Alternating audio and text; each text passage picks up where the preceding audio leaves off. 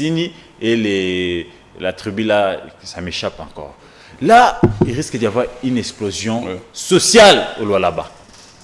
Si le président n'y tient, le Lualaba va subir ce que le Bandundu venait de subir, ce que le Kisangani a subi, ce que le Kasaï a subi avec les Kamwena Sapu. La gestion de Madame Fifi Masuka fait graisser les dents.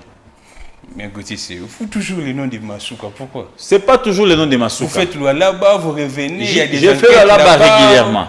Vous dénoncez Madame des choses, Fifi Masuka, la population dit autre chose, dans les médias on ne dit pas autre chose, la population dit ce que Gauthier s'est dit. Mais dans les Moi médias, je vis avec la population. Mais dans les médias, il y a autre chose. Mais mon cher ami, tu sais que nos médias n'ont pas de subventions, nos médias n'ont pas de publicité. Certains médias vivent des politiques, vivent des opérateurs économiques.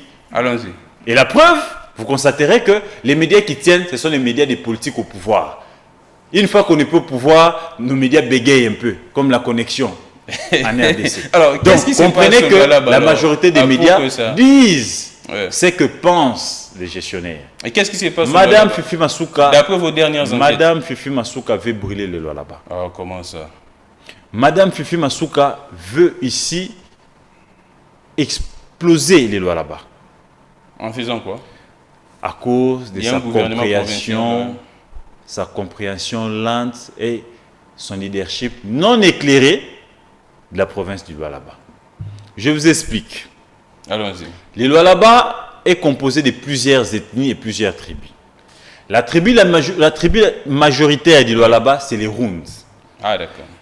Et généralement, pour l'équilibre sociologique, j'allais dire, pour l'équilibre géosociologique, souvent il a toujours été important qu'on tienne compte de la tribu majoritaire et les tribus minoritaires pour que la tension soit stabilisée.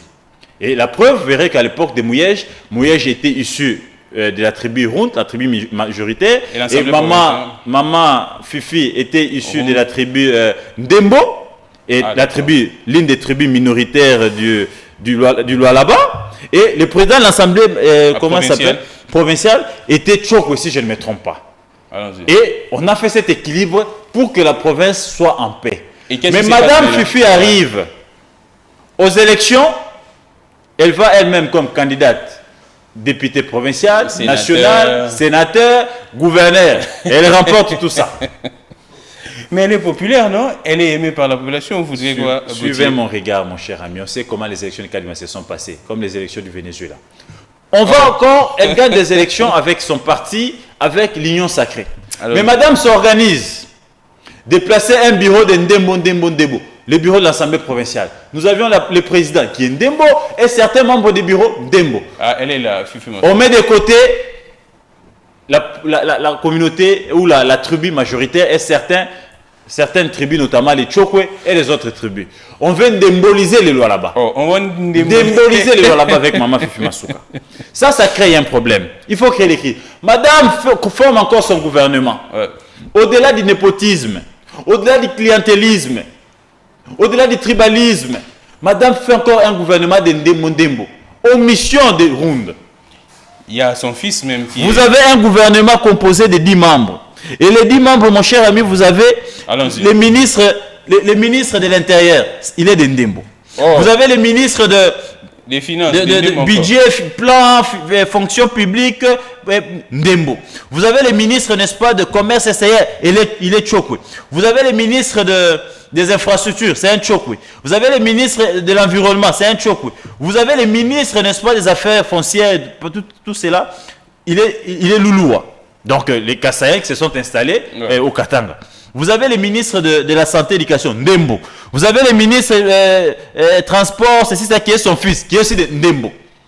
Vous avez le ministre, n'est-ce pas, économie, PME, Sanga, et le ministre de la jeunesse, Tchokwe. Où est les Runds dedans? Où est la tribu majoritaire? Ceci explique que madame n'est pas visionnaire, elle n'est pas leader. Donc on risque... Madame n'est pas charismatique. On entend l'implosion là. Madame n'est pas celle qui veut, n'est-ce pas, ici, fédérer toutes les tribus de la province pour qu'il y ait cohésion cette loi là-bas. Madame veut ici punir toute une tribu à cause de ses conflits personnels avec son prédécesseur Mouyej. Or, il faut avoir un grand esprit pour être au-delà des conflits personnels. Là, il s'agit de l'État. Là, il ne s'agit pas de sa maison, il ne s'agit pas de sa boutique. Mais je vais aller au-delà. Allons-y. Madame, au-delà de démoliser les gouvernements et les institutions de la province, madame est allée encore très loin. En faisant quoi?